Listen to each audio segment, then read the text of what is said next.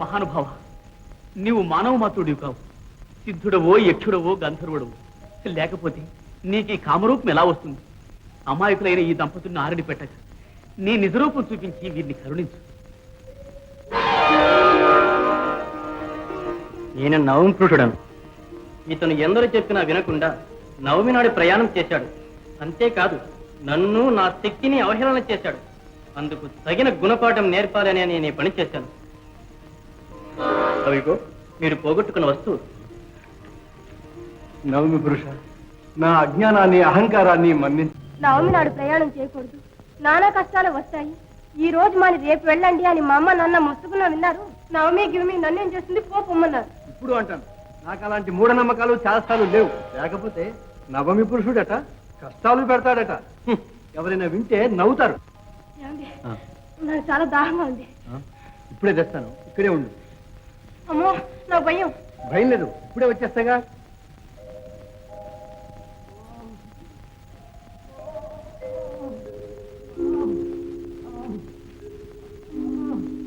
అయ్యో,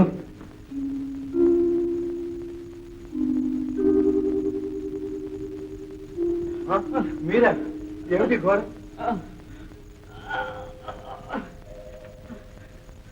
ఇదిగో నీళ్ళు.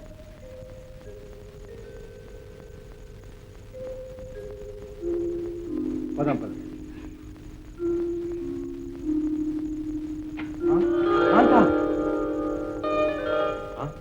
ఎవరు నువ్వు? నువ్వెవరు? ఎంత ద్రోహం!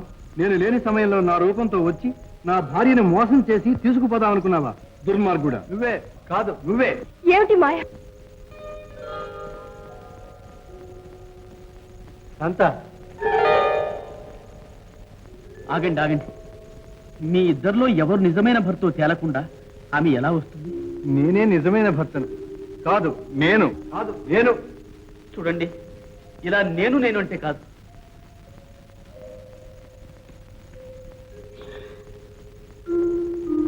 ఈ ఉంగరాన్ని ఇందులో ఉంచుతాను. మీలో ఎవరైనా సరే దీనిలోకి దూరి తీసుకురావాలి. అప్పుడు నిజమైన భర్త ఎవరో చెప్తారు.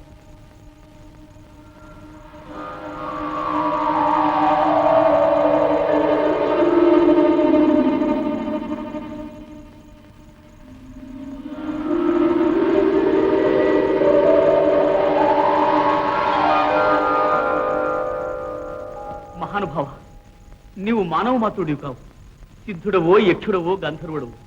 లేకపోతే నీకు ఈ కామరూపం ఎలా వస్తుంది? అమాయకులైన ఈ దంపతులను ఆరడి పెట్టక నీ నిజరూపం చూపించి వీరిని కరుణించు. నేను నవమి పురుషుడను.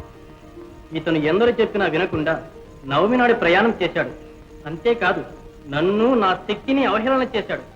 అందుకు తగిన గుణపాఠం నేర్పాలని నేను ఈ పని చేశాను. అవిగో మీరు పోగొట్టుకున్న వస్తువు. నవమి పురుష, నా అజ్ఞానాన్ని అహంకారాన్ని మన్నించు. ఇంకెప్పుడు నవమి నాడు ప్రయాణం చేయి. మహానుభావ, మీ ఉపకారాన్ని ఎన్నటికీ మర్చిపోదు. రామన్న స్వామి, నీ సమయస్ఫూర్తిని, చాతుర్యాన్ని మేమెంతో మెచ్చుకున్నాం. ఇదిగో కామరూపి చింతామణి నీకు బహుమానంగా ఇస్తుంది. దీనిని నుదుపును తాకించి ఓం నకచక కకుముఖ క్షణయ అని అంటే చాలు, కోరుకున్న రూపం వస్తుంది. మహాప్రసాద్. విజయ. ఓం నకచక కకుముఖ చణయ. నిన్ను నువ్వే రక్షించుకునే అవసరం వచ్చింది. ఎవరికి తెలియని సురక్షిత ప్రదేశానికి నిన్ను పంపిస్తాను. నా మాట విను తల్లి. తిరిగి నల్లా పారిపోమంటావా అత్తయ్య? నా మాట విను తల్లి. అమ్మా మాకు బావగారు లేకపోవడం నాకు చాలా బాధగా ఉంది. అన్ని బాధ్యతలు నాపైనే పడ్డాయి.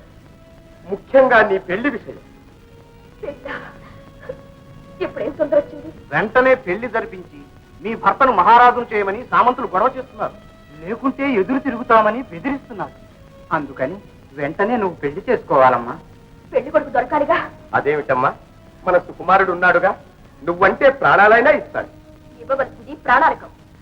నా ప్రశ్నలకు సమాధానాలు. ప్రశ్నలా? అవును, నా ప్రశ్నలకు ఎవరైతే సమాధానాలు చెప్తారో వారిని వివాహం చేసుకోవాలని నియమం పెట్టుకున్నాను. మా సుకుమారుణ్ణే పెళ్లి చేసుకుని తీరాలి. అడగమనండి అన్నారు. అలా బలవంతంగా పెళ్లి చేసుకోవడానికి నీ సుకుమారుడు ఏమన్నా తిరిగి తక్కువాడు అనుకుంటున్నావా? గెలిచిన తర్వాతే పెళ్లి చేసుకుంటా. సుకు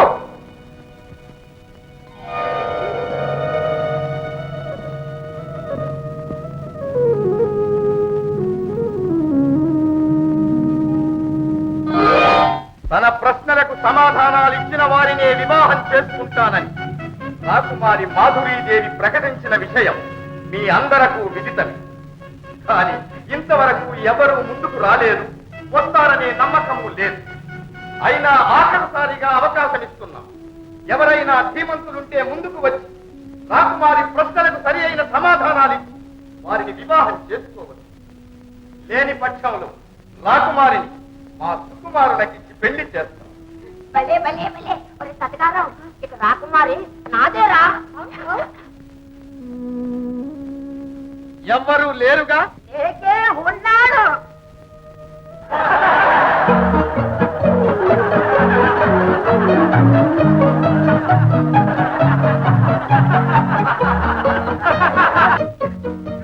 నువ్వా? ఒరే సతకారం, ఈ ముసలుడు ఈ పెళ్లి కావాలరా, పెళ్లి. నవ్వండి నవ్వండి, ఇప్పుడు నవ్వుతారు, తరువాత ఏడుస్తారు. రాకుమారి అడగండి. ఆగండి రాకుమారి, ఈ ముసలిడొక్కే ముందుకొస్తే పడుచు వాళ్ళము గట్టు వాడు మేం తప్పుతామా? మమ్మల్ని అడగండి. నాలుగు పాదాలతో ఆవు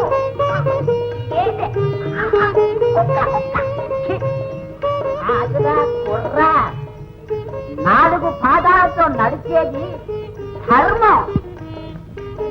గాలి కంటే వేగంగా ప్రయాణం చేసేది ఏది? గాలి. నేను చెప్తాను.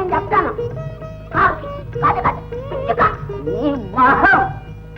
గాలి కంటే వేగంగా ప్రయాణం చేసేది మనస్సు. నిదురించిన కన్ను మూయదు, అది ఏది? మా నాన్నారు. నిదురించిన కన్ను మూయనిది చేత. పుట్టిన చలనం లేనిది ఏది? చెప్పరా కుర్రా, ముసలి డొక్కు మేము తగ్గాం, నువ్వే చెప్పు.